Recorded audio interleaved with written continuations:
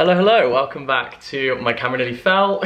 Welcome back to my second channel. Welcome back to Jack in the Books. This is a bit of an annual tradition for my final TBR video of the year. This is books I want to finish before this year finishes me. So welcome to the video. I'm gonna start actually with some audiobooks that I have downloaded because I always use Audible and they sometimes do these like 2-for-1 sales where if you get 2 audiobooks that's included in the deal, you only use 1 credit. So I have a few that I've downloaded over the course of the year, but I haven't yet got around to actually listening to. So firstly, I have The Sweetness of Water by Nathan Harris, which I have wanted to read for ages. Let's see if I can get a description for you. An Obama summer reading choice and New York Times bestseller. If it's good enough for Obama, it's good enough for me. An extraordinary novel of life after slavery for listeners of Washington Black, the Underground Railroad, and Days Without End. Now, I was really frustrated by the Underground Railroad because I thought it was such an important topic, but I didn't like the way it was written. So I'm hoping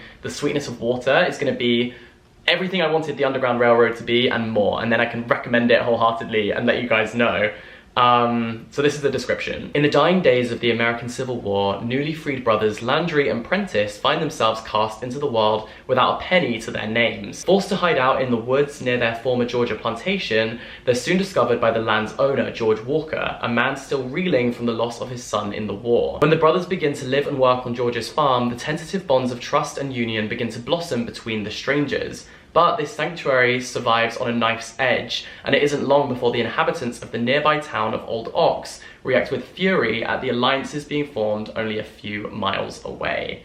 That is The Sweetness of Water, and it was nominated for the 2021 Booker Prize. Another audiobook I'm currently listening to is The Inheritance Games. Yes, I said in a previous video that was a book that I would never read, but I didn't say anything about listening to it, okay?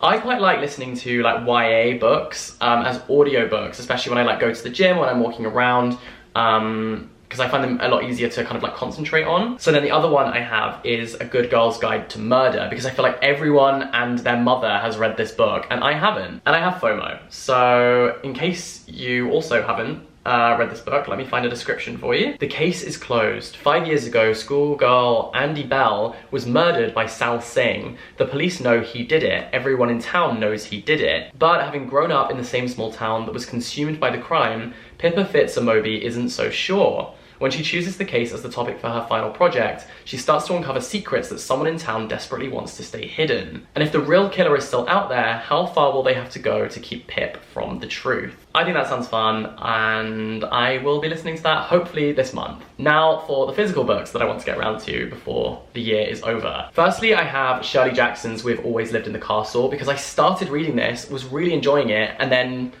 for some reason just moved on to other things. I don't know why. I was enjoying the writing style. It's a kind of classic book, and I think she's a really, really great writer. So I was enjoying this. I need to continue reading it. That's all there is to it. Living in the Blackwood family home with only her sister Constance and her uncle Julian for company, Merricat just wants to preserve her delicate way of life. But ever since Constance was acquitted of murdering the rest of the family, the world isn't leaving the Blackwoods alone. And when cousin Charles arrives, armed with overtures of friendship and a desperate need to get into the safe, Merricat must do everything in her power to protect the remaining family. In her final, greatest novel, Shirley Jackson draws us into a dark, unsettling world of family rivalries, suspense, and exquisite black comedy. It is really funny, it's very witty, and I think the comedy has kind of stood the test of time, so yeah, I'm gonna finish this month. But before I continue with the books, I just wanted to let you know that today's video is very kindly brought to you by Squarespace. Squarespace is the ultimate place to go to create your online brand with a website. You can use Squarespace's incredible range of templates as the perfect starting point, and then customize it and make something that is completely your own and reflects you as a person and also your brand. I love that Squarespace has incredible analytics features, and also that it has a blog feature so that you can update people on what you're up to, what's going on with your brand behind the scenes. And I really enjoyed using this with my company Ink Outside the Box, like being able to show how we created the products and the best ways of using them on a blog was really useful, and I think it adds a lot to your website. It's also just a nice kind of personal touch, so I would highly recommend. As the end of the year approaches and we start making New Year's resolutions, this is the ideal time to start your website and kickstart what could be something incredible. And so if you needed a sign to get started, this is it. But I also have a little discount for you, just as that little added bonus, you know? So you can get a free trial of Squarespace on squarespace.com. And then when you're ready to launch, you can get 10% off your first purchase of a website or domain using the code JackInTheBooks at squarespace.com/JackInTheBooks. So head over there, have a play around, create your beautiful new website today, and thank you so much to Squarespace for sponsoring this video. Next we have The Silence of the Girls. When the Greek queen Helen is kidnapped by Trojans, the Greeks sail in pursuit, besieging the city of Troy. Trapped in the Greek soldiers' camp is another captured queen, Briseis. I think that's how you pronounce it. Condemned to be bed slave to Achilles, the man who butchered her family, she becomes a pawn in a menacing game between bored and frustrated warriors. In the centuries after this most famous war, history will write her off, a footnote in a bloody story scripted by vengeful men. But she has a very different tale to tell.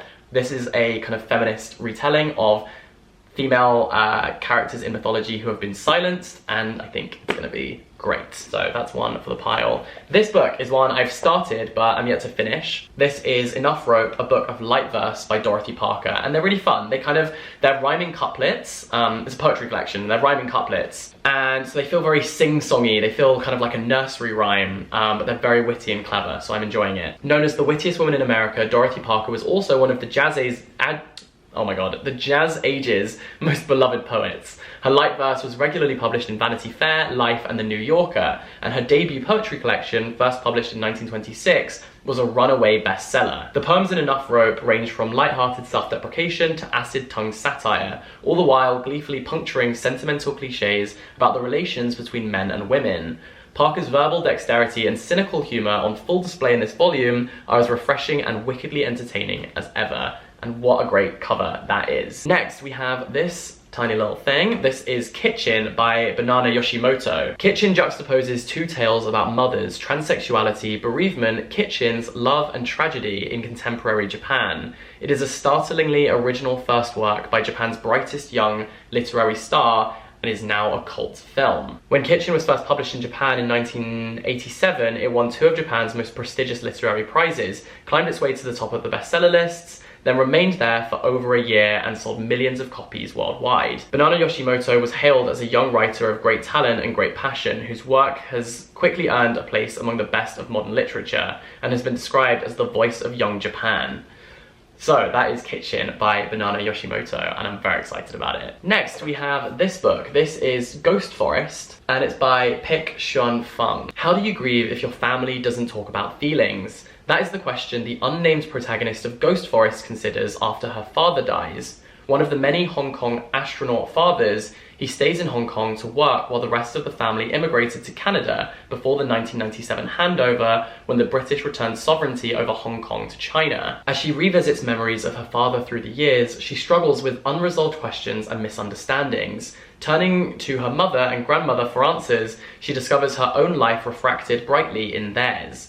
Buoyant, heartbreaking, and unexpectedly funny, Ghost Forest is a slim novel that envelops the reader in joy and sorrow. Fung writes with a poetic and haunting voice, layering detail and abstraction, weaving memory and oral history to paint a moving portrait of Chinese-Canadian astronaut families. Nothing sounds better to me than a slim novel that envelops the reader in joy and sorrow, so that is definitely something I'm going to be reading. Then we have another poetry collection. This is Other People's Comfort Keeps Me Up at Night. Great title. The debut collection from award-winning poet Morgan Parker demonstrates why she's become one of the most beloved writers working today. Her command of language is on full display. Parker bobs and weaves between humour and pathos, grief and anxiety, Gwendolyn Brooks and Jay-Z, the New York School and reality television. She collapses any foolish distinctions between the personal and the political, the high and the low. Other People's Comfort Keeps Me Up at Night not only introduced an essential new voice to the world, it contains everything readers have come to love about Morgan Parker's work. How cool. And then finally, I just received this book in the post. This is by Colton Haynes. He DM'd me on Instagram asking if he could send this to me, and I was like, please do. I would love to read this. This is called Miss Memory Lane, and this is the blurb. A brutally honest and deeply moving memoir of lust, abuse, addiction, stardom, and redemption. 4 years ago, Colton Haynes woke up in a hospital. He'd had 2 seizures, lost sight in one eye, almost ruptured a kidney, and been put on an involuntary psychiatric hold. Not yet 30, he knew he had to take stock of his life and make some serious changes if he wanted to see his next birthday. As he worked towards sobriety, Colton for the first time took a clear-eyed look at the road that had brought him so close to the edge. It started in Kansas, a place he began plotting to escape almost immediately upon leaving his mother's womb. Raised in a chaotic home, Colton craved attention, but was defenseless when an older male relative abused him sexually at the age of 6. As a young teen, he was performing in the local youth theatre, engaging in wildly inappropriate encounters with an authority figure, and sending his headshot to New York modelling agents. Early success as a model led him to acting classes in Hollywood and a role on a high-profile new television series. But even as he appeared to be thriving, Colton was increasingly lonely and self-destructive. His use of drugs and alcohol spiraled out of control, made worse by the constant drumbeat of advice that he could be a star as long as he never let anyone see his true self. So that is Miss Memory Lane, and look, he signed it, how cool. That sounds like it is going to be heartbreaking, but also incredible and inspiring. So yes, these are the physical books that I want to read before the year ends, as well as some audiobooks as well. So thank you so much for watching this video. I hope you enjoyed it, and maybe you found yourself a new book recommendation too. That's the goal, that's the dream, that's why we're here. For now, all the best, stay in touch, have a wonderful day, and I'll catch you next time. Bye-bye!